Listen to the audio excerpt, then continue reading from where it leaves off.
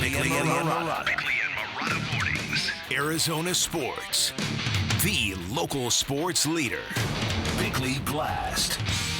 You know what they say when it comes to firing your head coach? You better have an alternative in mind. You better have a plan B that isn't found on the back of a cocktail napkin. You better have someone who can do a better job. And with that in mind, you have to wonder if this replacement theory might be saving Frank Vogel's job. Because really, what are the alternatives? A 72-year-old Mike D'Antoni? Willie Green if he's fired in New Orleans? Or maybe Devin Booker and Kevin Durant are exactly the type of players who might rally around Becky Hammond, who is capable and ready to become the NBA's first female head coach. I've also heard that Vogel might return with a completely reassembled staff of assistants, maybe even bringing in J.J. Redick as lead assistant. Now, that's a very bad idea, even if it's plausible, just like forcing Kevin Young on Vogel's staff last season, because giving Vogel less autonomy and more reason to look over his shoulder is not the answer. Either way, I still reject the idea that Vogel can return with a group that showed a serious lack of respect, focus, and effort towards their head coach. My eyes and my ears tell me that running it back fits Einstein's definition of insanity to a T, unless they trade one of the big three, namely Kevin Durant. Unless all these conversations have led the Suns ownership to realize the biggest issue in Phoenix is not the head coach, it's the roster. Stupid! All right, today's Bickley Blast brought to you by my great friends at Chapman BMW, who make luxury attainable. Find them online at chapmanbmw.com. With Doc Rivers, as you said, taking the Milwaukee job midseason, you only really have Budenholzer out there in terms of readily available recent championship coaches. And so the Suns might say, you know what? We're going to give Frank Vogel another season. They haven't made that decision yet.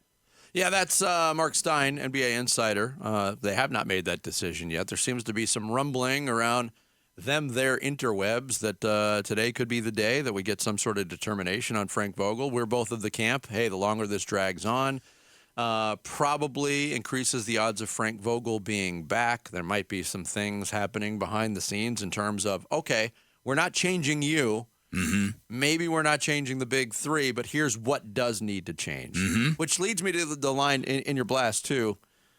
The definition of insanity is doing things over and over again and expecting different results. Mm-hmm. Does it apply if it's doing the same thing over twice? Are we there yet?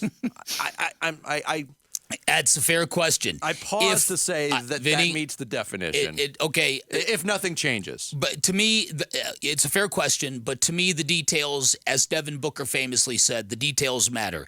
And some of the ways that disrespect was shown to this head coach via their efforts and via stories in The Athletic and via all sorts of stuff, that makes running it back a second time to me a no-go. That to me, if this team had fought hard and had been connected, I'd say no problems. Run it back. But that's not what I saw. That's not what I saw. This is a team where a reserve player had to dress down the entire group for not giving a spit. And that was after a win. And that was after a win. And the Suns have that on film, by the way. So to me, I think what we're looking at here is if they really, through conversations with principals involved, and again, I'm hoping that they've had meaningful conversations with Devin Booker and Kevin Durant. I would like to know that, because that seems to be very, very important here. And if those two guys, something has to give here. And if those two guys come out and tell Matt Ishbia, look, man, yeah, we weren't connected, but you have to understand, we just were broke. This team was not whole, and we didn't have this or that or this, and it was just very, very difficult to rally around what Coach was saying. So if you give us this and this and this, maybe it'll be different. Okay, I'll listen to that. But again, the signs that we saw from this team, this is not a team that was feeling their head coach. We're watching connected basketball teams at the moment, the ones that are still alive in the playoffs. And the Knicks are certainly on that list of connected teams. Yeah. What we're seeing from Minnesota has been impressive. A couple of series get underway today, so we'll see what those teams look like. Do you think what I mentioned in the Blast? Do you think that Devin Booker and Kevin Durant, huge supporters of women's basketball, do you think they'd rally around Becky Hammond? Because at some point in time, it's a fascinating question. Yeah. And right now, Becky Hammond is on the list, at least as FanDuel sees it, the list of candidates for the Lakers job. I haven't read anything in terms of interest or interviews or anything.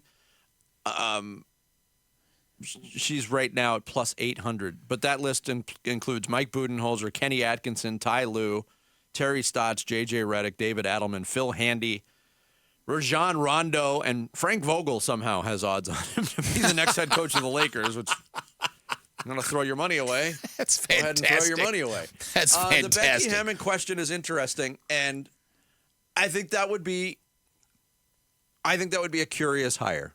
And I'm not, because she would be the first female head coach, because she has not had an NBA head coaching position. And I think what we saw, and look, Frank Vogel had experience. He's won a championship. And if the Suns decide to move on, you can say, well, he had experience and it didn't work.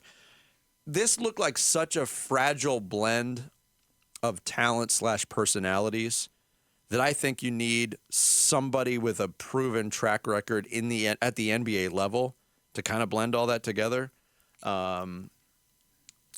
There's something to be said for that. One of my basketball sources, I ran my idea about finding the hotshot college offensive guru and plucking him and trying to find gold that way. Gold! And I was told, not with this group, not with Kevin Durant. This is not. And the hole I wanted to poke in that is: have you watched college basketball offense? Is there a college basketball offensive guru anywhere on the planet? I don't know. It's a fair point. Kevin Durant also lived through the giving someone a first head coaching job thing with Steve Nash, and it was a big failure. Right. But see, if you gave the job to Becky Hammond and you got the players to sign off on it, that would become such a talking point that the players in Phoenix would have to rally around it. You would have to rally around that because so many people, there would be haters, there would be people who'd be waiting for it to fail, there'd be people waiting for her to fail. You know, I don't know if you know this, but there's a level of misogyny in professional sports. I haven't seen it. Wait a minute. Hit the breaking news sounder. Right. Right. Next thing they're going to tell me there's misogyny outside of sports, too. I've never seen it. What is this misogyny that you speak of? Yeah. Who is she? This misogyny. Exactly. She was my third grade teacher. Yeah, look. Is she hot?